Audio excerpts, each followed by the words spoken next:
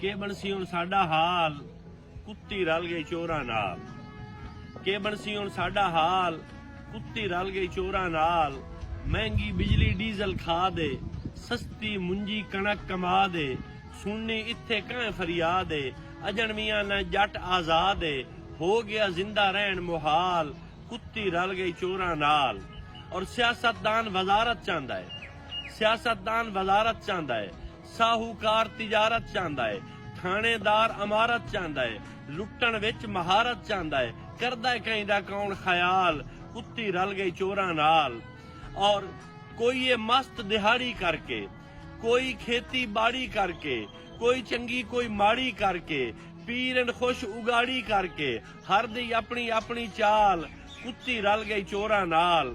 और मुल्क नू बंदा बंदा खांदा है, मुल्क नू बंदा बंदा खांदा है।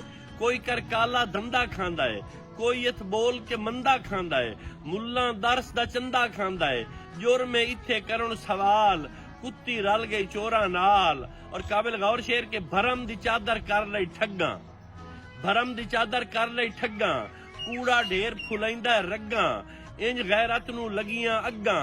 रन्ना सिर ते बन लईयां पग्गां, मरद खिड़ेंदन घर विच बाल कुत्ती रल गई चोरां नाल। और जेड़े कम किसान करेंदा है, जेड़े कम किसान करेंदा है, पो दी रात च पानी लेंदा है, तन दियां लीरां वेच छुड़ेंदा है, तेरे कान अनाज गडेंदा है। ऊ जट फरियादी बन के, ऊ जट फरियादी बन के तैथू वक़्त दा शाह मंगदा है। ना कई कोठियां ना कई बंगले, अपनी जिनस दा भा मंगदा है।